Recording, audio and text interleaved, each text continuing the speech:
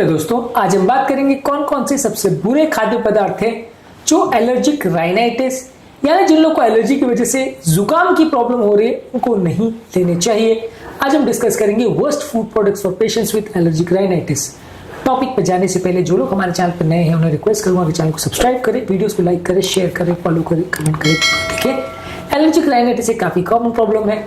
Allergy की वजह से, इन्फ्लेमेशन की वजह से बहुत सारे लोगों को जुकाम होता है जिसको मैनेज करना अक्सर मुश्किल होता है। इस मामले में कौन कौन से खाद्य पदार्थ इसको ट्रिगर कर सकते हैं या बढ़ा सकते हैं, ये सारी चीजों पर आज हम बात करेंगे। एलर्जिक राइनाइटिस एक काफी कॉमन प्रॉब्लम है, काफी ज्यादा लोगों को परेशान करती है, काफी ज्यादा लोग इससे पीड़ित होते हैं। इस बारे में इसलिए जानना जरूरी है, टॉपिक इंपॉर्टेंट है, एंड तक देखिएगा। चलिए शुरू करते हैं। सबसे पहले हिस्टामिन वाले जो खाद्य पदार्थ है वो आपको नहीं लेने चाहिए। फर्मेंटेड फूड प्रोडक्ट जैसे एज चीज, सॉल्टक्रॉट किमची, मिसो सॉस और विनेगर बेस्ड फूड, ये कुछ लोग की एलर्जी को बढ़ा सकते हैं। हालांकि फर्मेंटेड फूड प्रोडक्ट्स पेट के नेचुरल बैक्टीरिया को बढ़ाते हैं, तो कुछ लोगों में वो एलर्जी कम भी कर सकते हैं, पर किसी किसी को इससे सेंसिटिविटी हो सकती है, एलर्जी बढ़ सकती है। तो ये देखना पड़ेगा कि अगर आपको इससे एलर्जी है तो उसको अवॉइड करना चाहिए।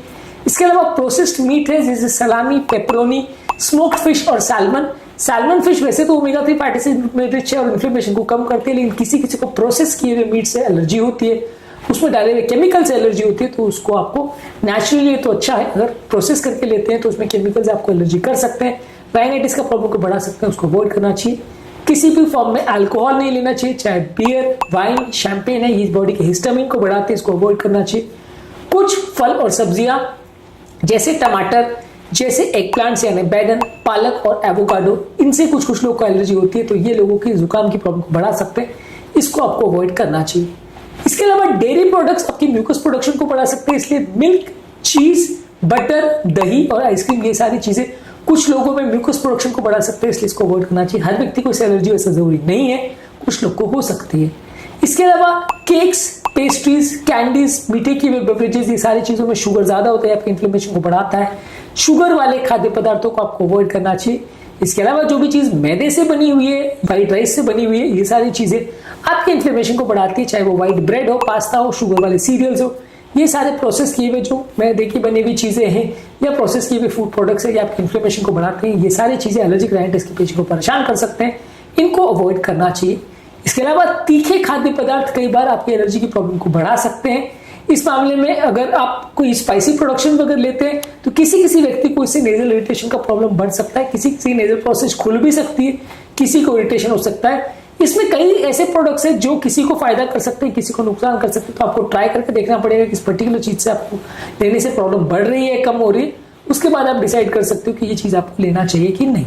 इसके अलावा बहुत ज्यादा चाय कॉफी नहीं लेना चाहिए, बॉडी का डिहाइड्रेशन करता है, इससे म्यूकस चिपक जाता है या चिपचिपा हो जाता है, इससे आपका एलर्जी का प्रॉब्लम बढ़ सकता है। इसके अलावा अल्कोहल वाले ड्रिंक्स है, ये भी आपकी बॉडी को डिहाइड्रेट करते हैं, ये भी आपके ब्लड वेसल्स को डिहाइड्रेट करते हैं, इसकी वजह से भी नेजल कंजेशन बढ़ सकता है और इससे भी डिहाइड्रेशन का प्रॉब्लम हो सकता है, इससे भी आपका एलर्जी का प्रॉब्लम बढ़ सकता है। इसके बदले आपको अगर दूध से एलर्जी है तो प्लांट बेस्ड मिल्क जैसे आलमंड मिल्क यानी बादाम का मिल्क या ओट मिल्क लेना चाहिए।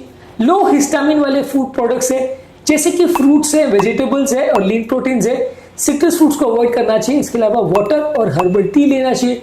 ज्यादा मात्रा में पानी और हर्बल चाय लेने से आपको नेजल पैसेजेस थोड़े खुलेंगे और जुकाम का प्रॉब्लम या एलर्जिक राइनाइटिस का प्रॉब्लम थोड़ा कम होगा। आज के टॉपिक में हमने बात करी कौन कौन से सबसे वर्स्ट, सबसे बुरे फूड प्रोडक्ट्स हैं उन लोगों के लिए जिनको एलर्जिक राइनाइटिस यानी एलर्जी के कारण जुकाम का प्रॉब्लम है।